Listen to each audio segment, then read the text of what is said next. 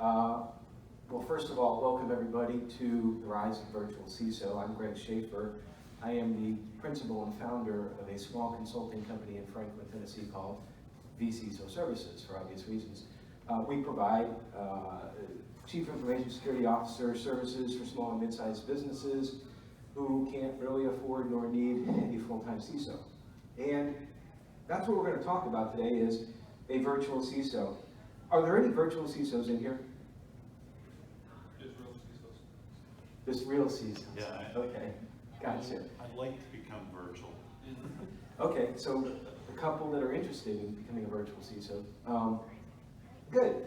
I don't really have much of a structure to this outside of there is a structure, but free form questions back and forth will work very well.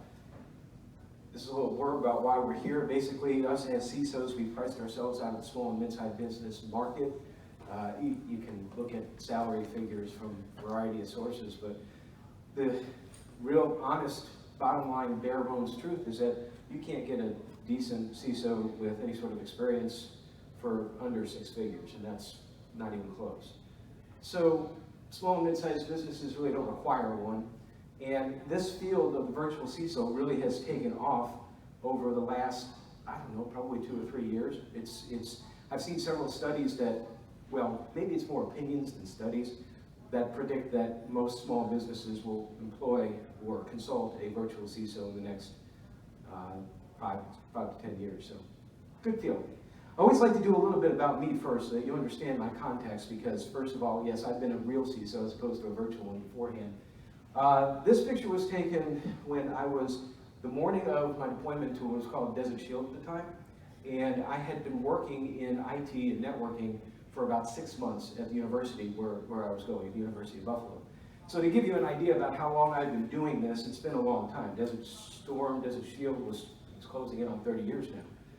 I started out in networking and migrated into security as my career progressed, which a lot of folks, that's where CISOs really come from a lot, from the IT side.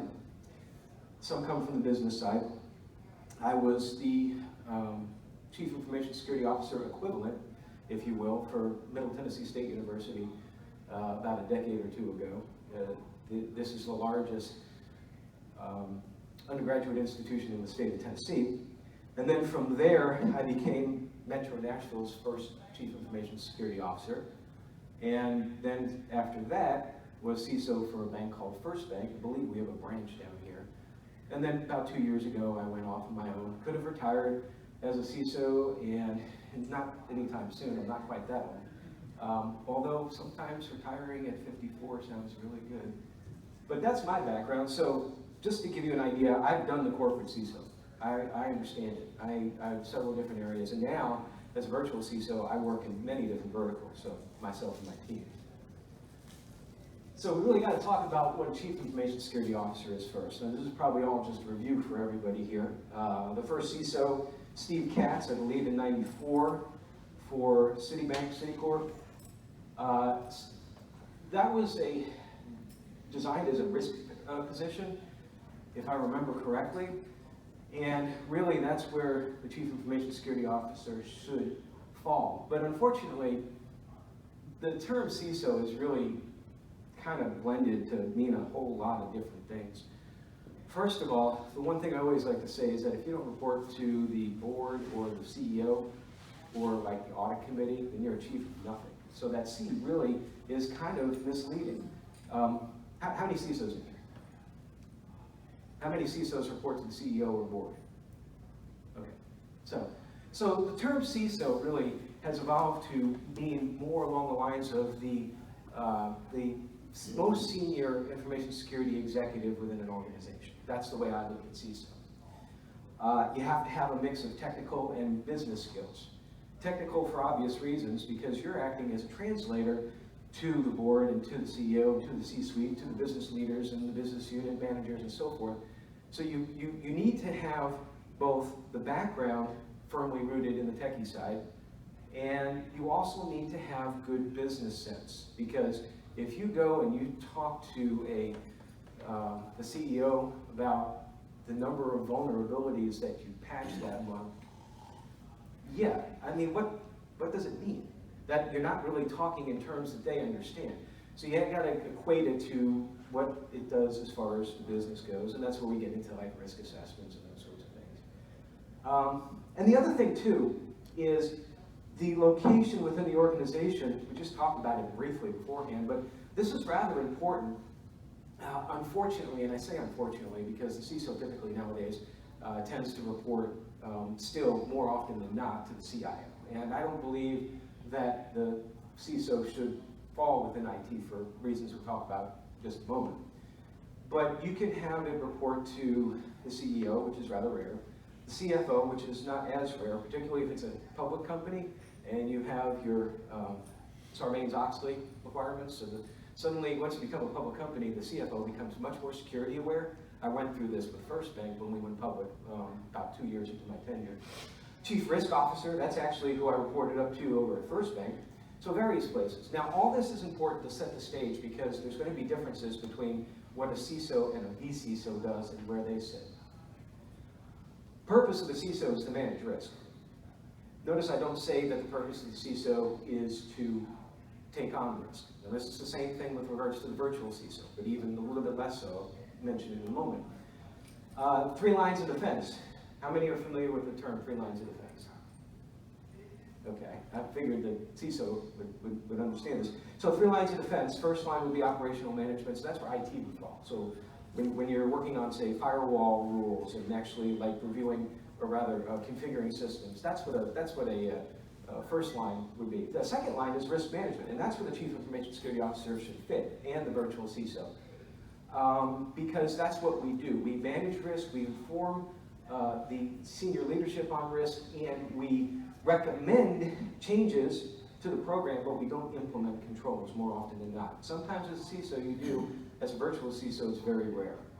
Then segregation of duties, this kind of dovetails with the first line and second line because you want to make sure that you're not crossing between those lines. Third line, of course, being audit. I didn't mention that beforehand. So an audit makes sure that first and second lines stay honest and they're doing what they're supposed to do.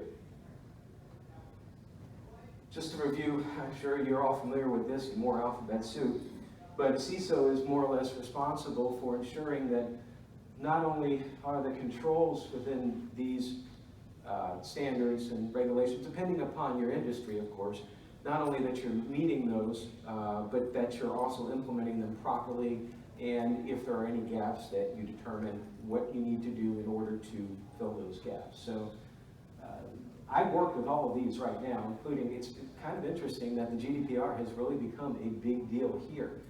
We just finished a GDPR assessment for a firm in Tennessee, actually. And you're seeing more United States companies that are more concerned about that because of their potential to do business with Europe. So I point that out because when we're talking about the rise of the virtual CISO, you're seeing a lot more small companies now that have yet this new gorilla in the room in order to have to deal with. So, small and mid-sized businesses, the way I like to define a small and mid-sized business is along the lines of, and this kind of varies, but less than 200 people, maybe more than 30, less than 200 people, and really 30 to 50 million in revenue, and that can vary. Most of our clients are fall within that range. The largest that we've ever had was 1,400, and that was more of an interim CISO type deal, which is something that we don't typically do. And we talked about the rest of this too, the reasons for needing a virtual CISO. So, the meat and bones now of this. We've talked about what a CISO is. First of all, are there any questions with regards to what a CISO does? Just off the bat. Senior Security Executive Risk Manager. A virtual CISO, first and foremost, is a consultant. So if you're a consultant, you're not an officer of the company. You don't assume responsibilities for implementation, but you do have, of course, the responsibility to do your job effectively and correctly. It's also part-time. Now, I'm going to step back for a moment. We've talked a little bit about a couple of different engagements that we're doing, that we've done in the past, and I mentioned something about interim CISO. I don't really see the virtual CISO as an interim CISO role. Some will have differing opinions about that, but typically a virtual CISO is one that works part-time, usually has anywhere between 3 and 5 clients at any given time. So we're talking between 10 and 30 hours per month, 10 and 40 hours per month is more or less on average. 10 is you can't really go below 10, because just like a CISO, a virtual CISO needs to establish the relationship within the, better not stand in front of the speakers right here or somewhere, I'm getting feedback. You need to establish the relationship with your clients and with your business, with the business owners, because the virtual CISO's greatest tool is the same as the CISO's, and that is relationships. You need to have experience as a CISO.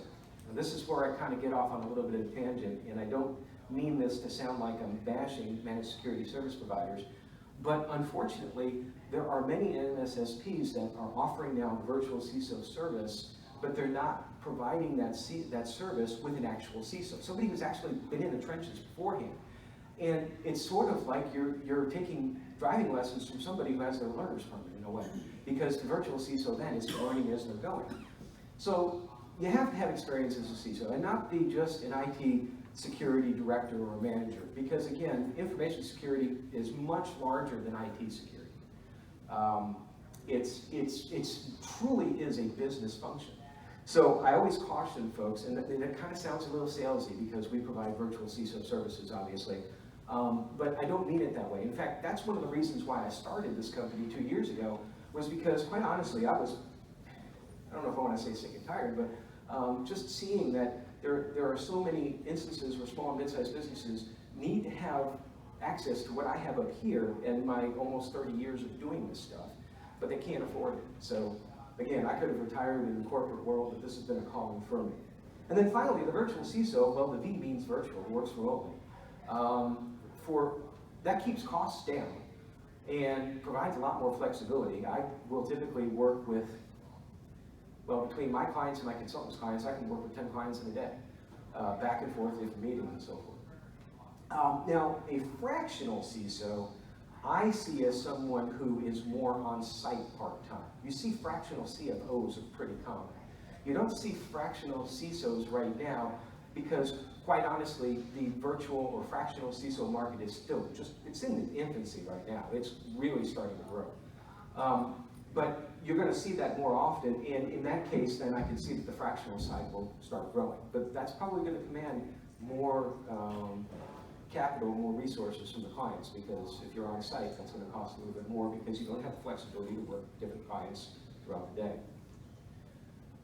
So now we're going to get into how a virtual CISO can help small and mid-sized businesses. But before going there, any questions thus far?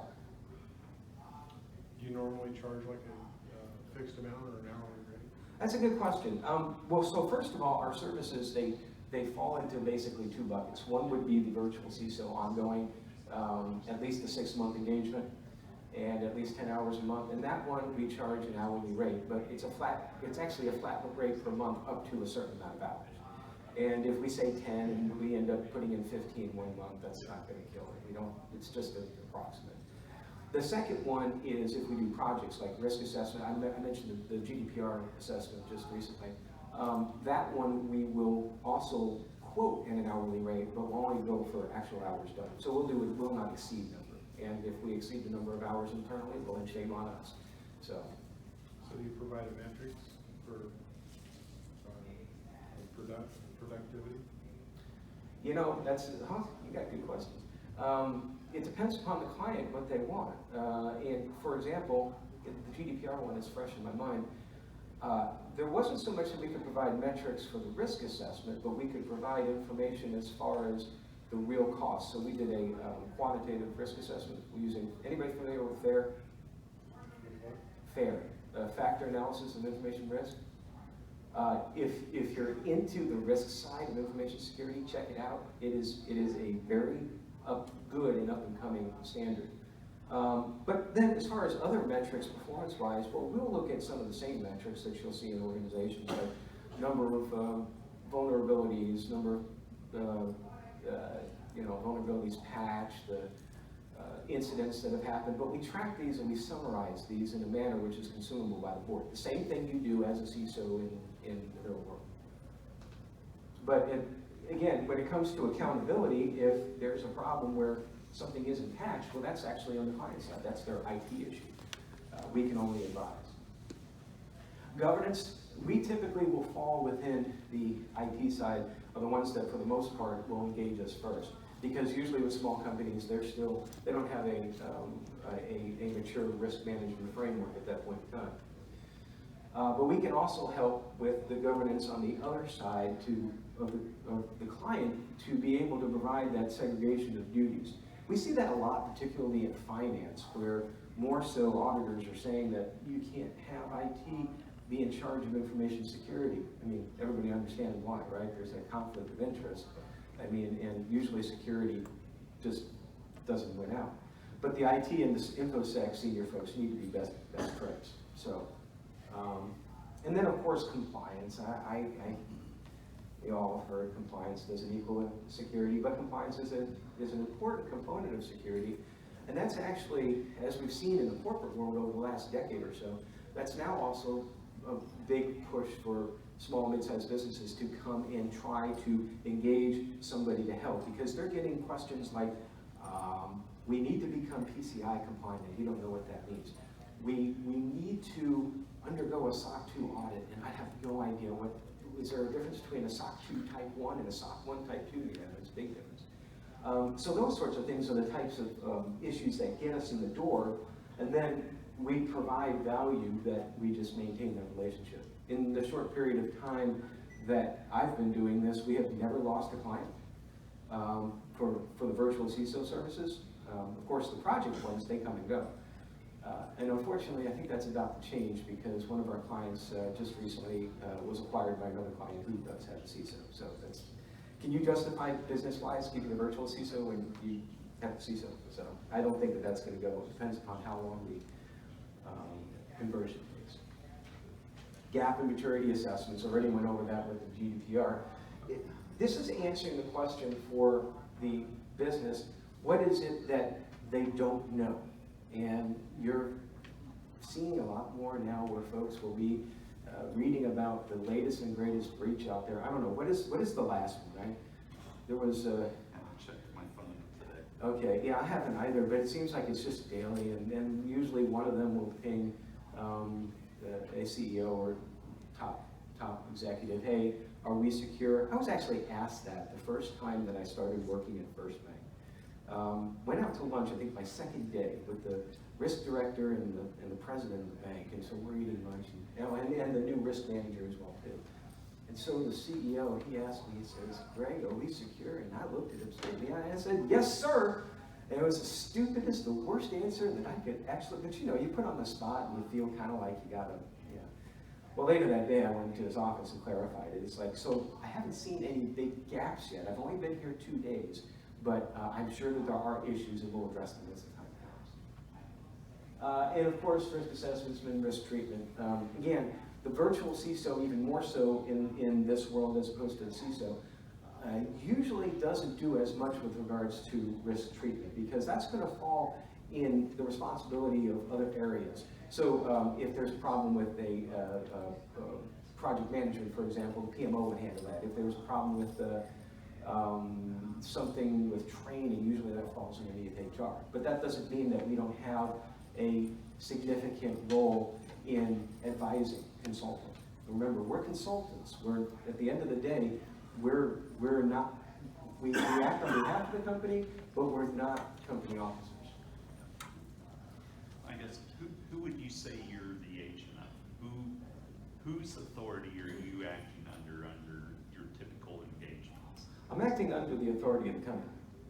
I have in most engagements, myself and my consultants will have the CISO title, so it looks good on the, but as far as having the owner, CEO bringing you in, who's your typical typically sponsor? It is more of the technical officer, so the CTO or the CIO that begins it, but that is always approved and consulted with the CEO. I haven't seen I haven't seen that vary at all.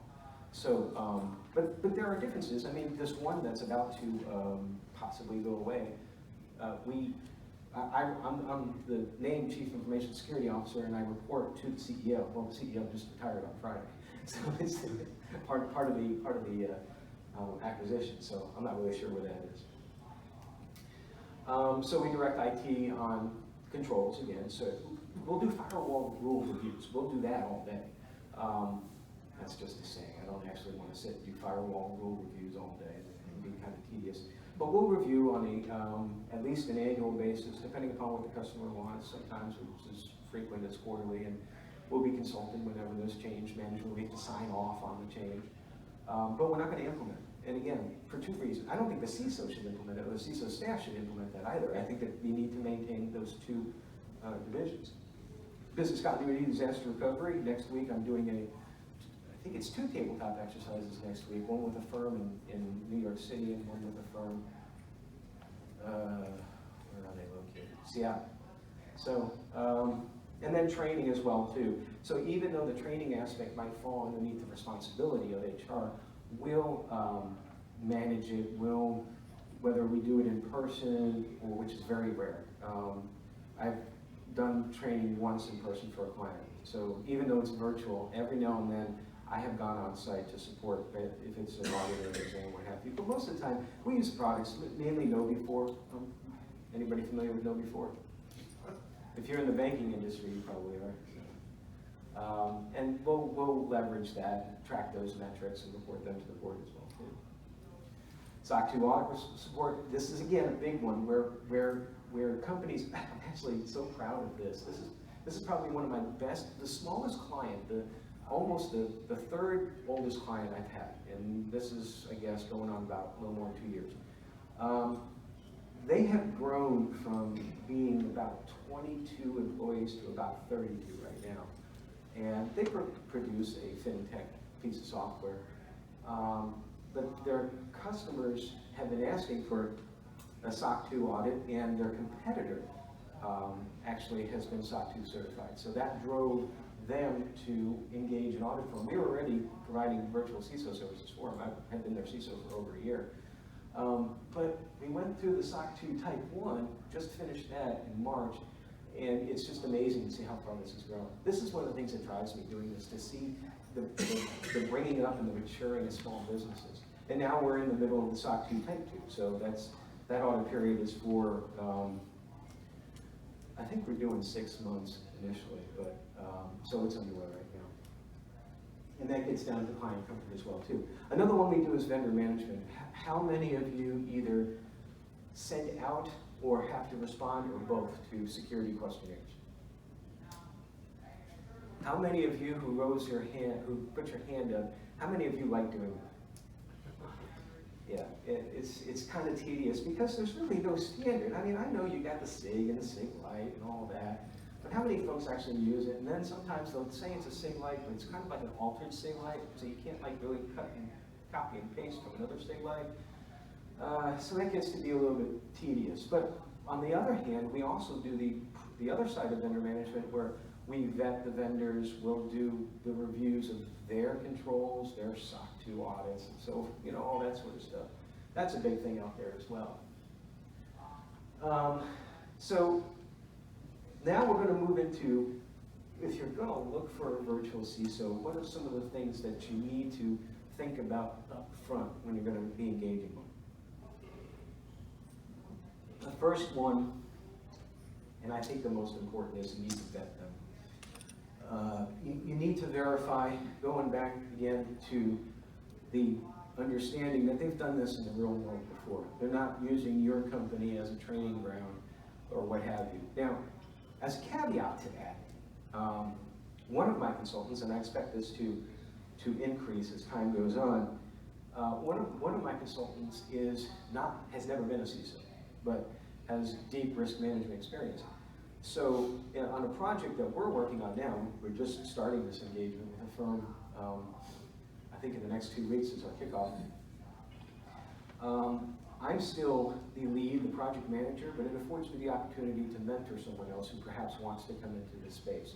So that would be the caveat. If you have someone who says that they've never been a CISO before, but has been a virtual CISO for a company that employs CISOs, then that can go a long way.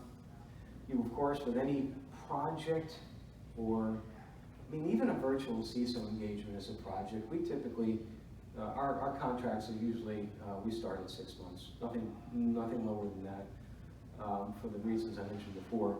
And we tend to renew on a month-by-month basis. It depends upon the client. But you need to scope that out at first. So what is the virtual CISO going to be responsible for, and what are they not going to be responsible for?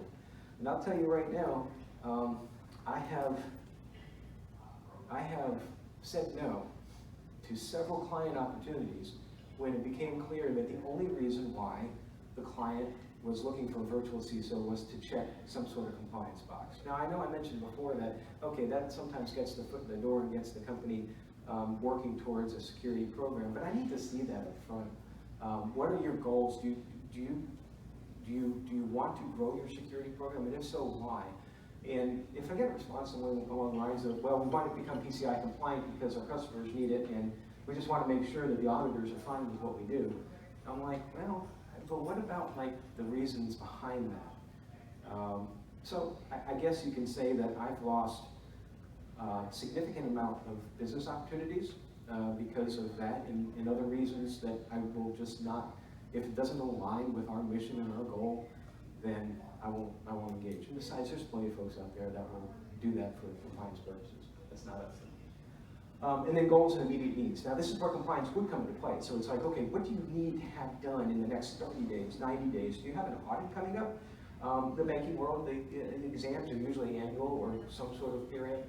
Do you need to prepare for that? Did you have a bad exam report or what have you? Are you just looking to separate the duties? Well, okay, there's that just again. How about if you separate the duties, we're going to help build your program? Oh, that's great. You do that too. Yeah, that's what we do. So you need to get all this in place. This is the same as engaging like any other type of firm, really.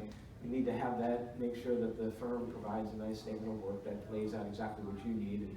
And don't have the firm tell you what they should be doing. You tell the firm what you need. And then the virtual CISO will then help to drag out more and more what they can do to help build the program. Usually when we start, again, just like an audit, we'll start with an initial request list. How many have been through the audit process, an IT or an information security audit process? So you kind of know how the cadence is. It starts off with, you get somebody who does know nothing about your company. So they need to go from knowing nothing to understanding your company well enough, usually within a 3-month period, to be able to render an opinion and find gaps and to help the company. So how do we start that? We start that with the initial request list, and ours is quite long because we do security and privacy.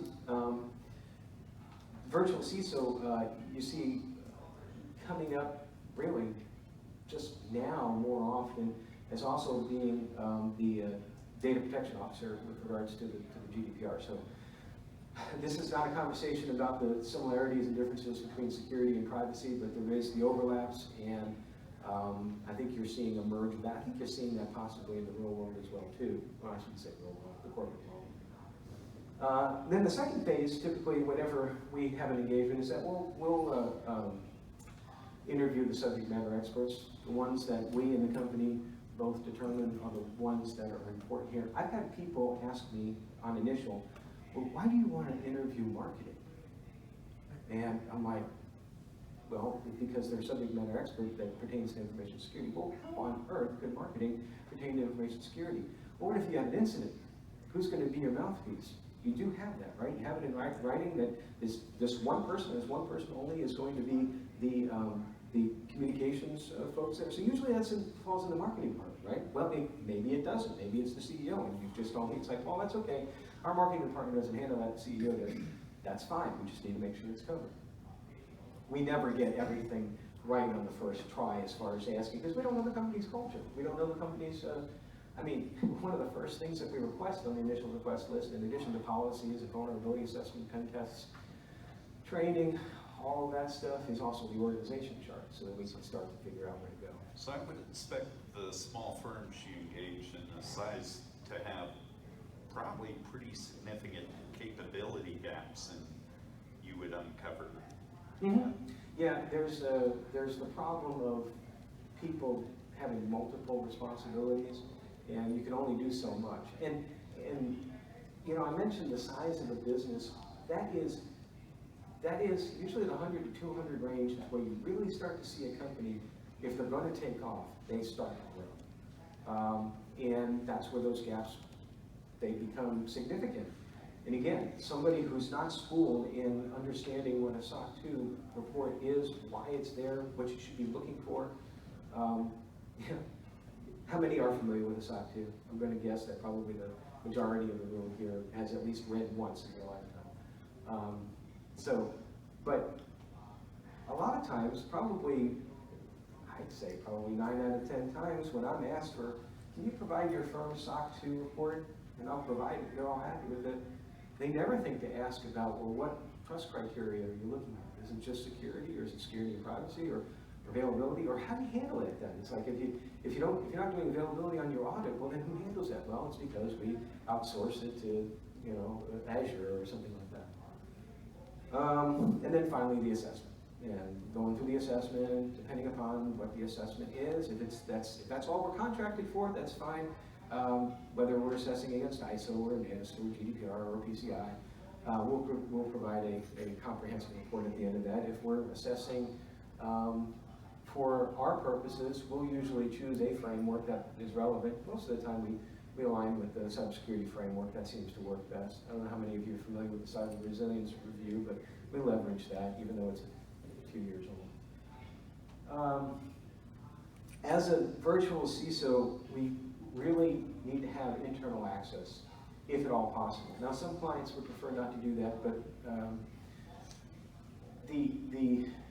the ones that we have longer term engagements for, we actually become part of the company. So we have an email address. We typically have access to the internet. We match their signature. Again, I currently have at least 4 or 5 companies that my name is listed down there as the Chief Information Security Officer on my email.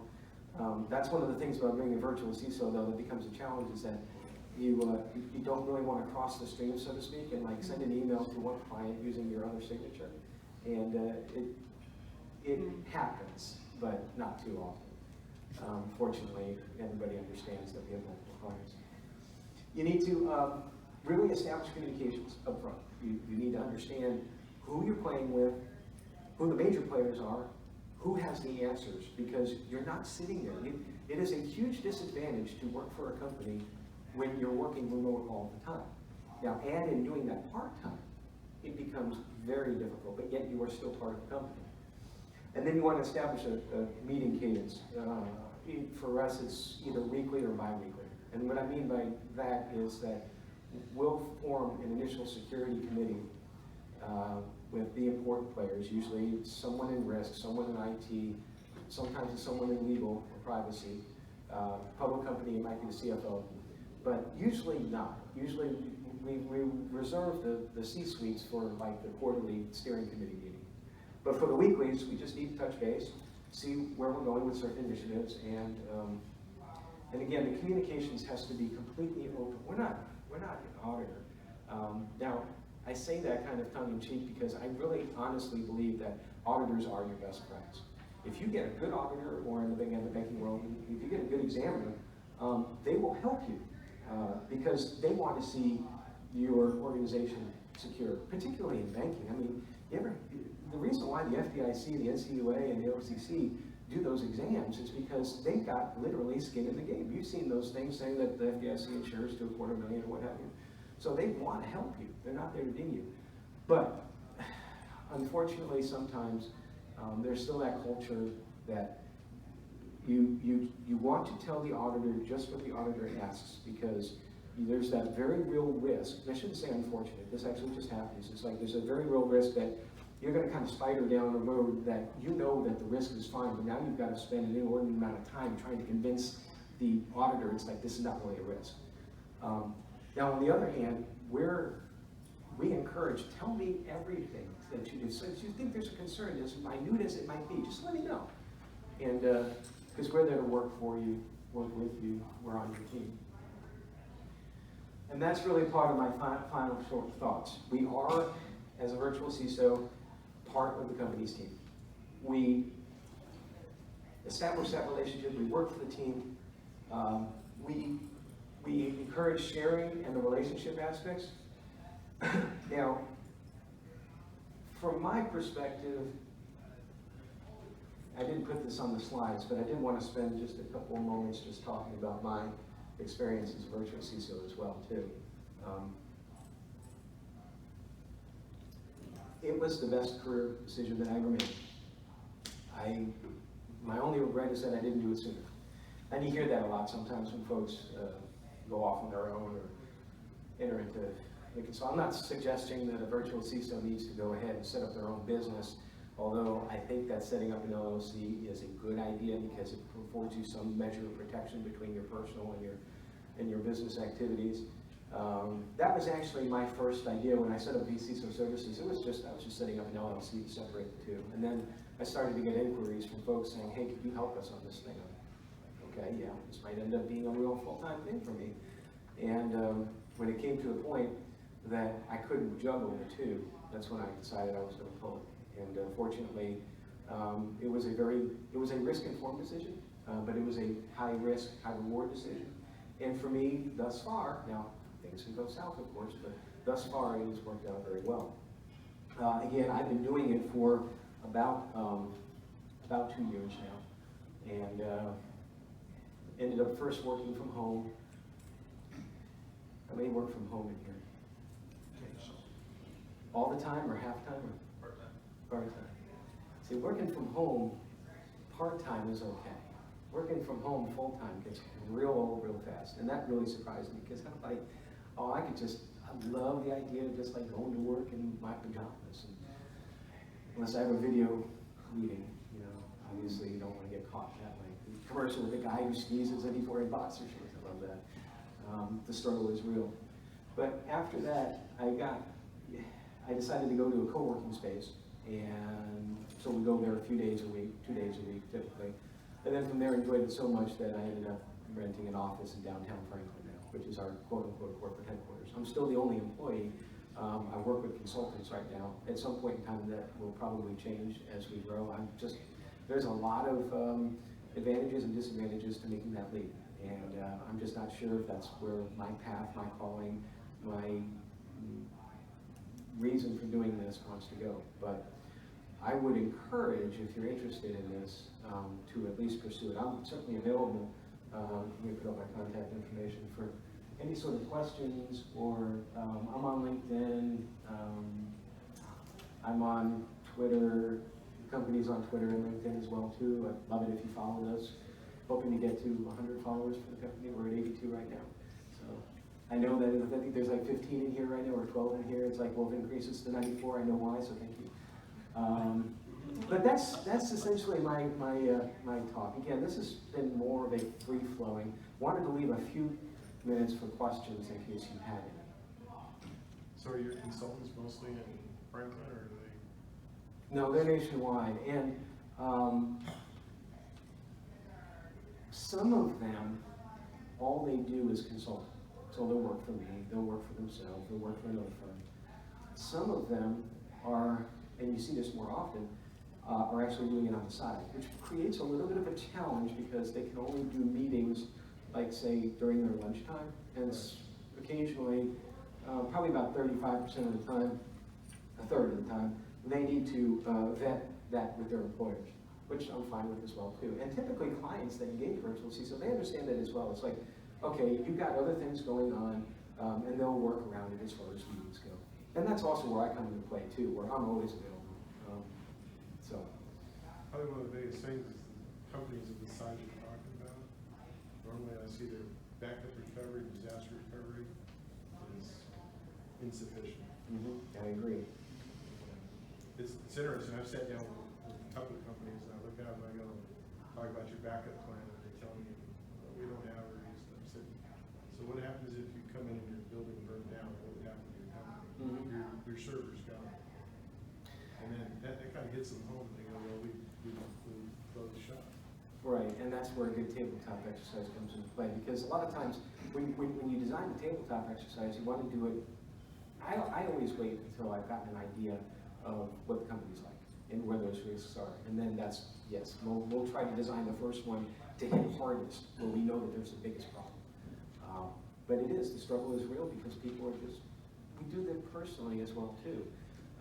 Kim Commando, you know Kim Commando, Rita talks, she's been doing this for, her intro used to be a modem screaming, and even up until about like 5 years ago, I think it was, but you know, it's like, come on. But she always talks about backup religion, that you don't really care about it until you're dinged, and then all of a sudden it becomes a big deal. And you're right, and there is a misquoted statistic out there. I will say that this statistic is incorrect, but I will say it anyway, I will relay it anyway, because it does convey the seriousness, that 60% of small businesses that are hit by a cyber incident, a serious one, end up closing. And that's not really true, because you don't know why the business closed. There's that cause and effect. There might have been some other issues. I don't think that there is one metric out there, but the bottom line is that if you're a small business and you're having issues as it is, just trying to keep the lights on, it's going to affect the bottom line at the very least, if not severely impact the future of the business. Other questions? Have you seen any particular, looking at their different stovepipes of industries, have you seen any that are more risk, have a higher risk appetite than others? Well, banking does, sort of, because, and I got to answer this carefully because I don't want to give the wrong impression. Banks exist because of risk. That's all they do. They are the best in managing risk. The eight different risks: operational, transactional, and I don't remember all eight. I used to be able to rattle them off the top of my head. They have a high risk tolerance from the aspect of opportunity for the business. So it's even more important for the CISO within the banking industry to provide some sort of a cost estimate, and not just one that's your opinion. Yeah. I mean, that's the difference between quantitative and qualitative risk assessments. It's like, we all do qualitative risk assessments. They're the nice little heat map, and okay, it's like, so my risk score is like 47. Well, 47 what? I mean, you just sort of pull that. It's an informed decision. And I always tell folks that when you do a risk assessment, make sure that there's only one person doing the assessment, because you want to try to eliminate that bias as much as possible.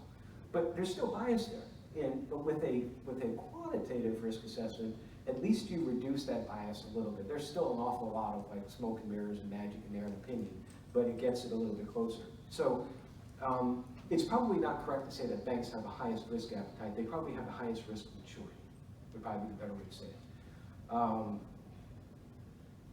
Any industry that is highly regulated is going to have lower thresholds for risk. So healthcare, and now anybody doing business with Europe. So, other questions? All right, well, time's just about up anyway, so thank you for coming. I'll be around for a few minutes if you want to talk offline. Thanks. Thank you. Thank you.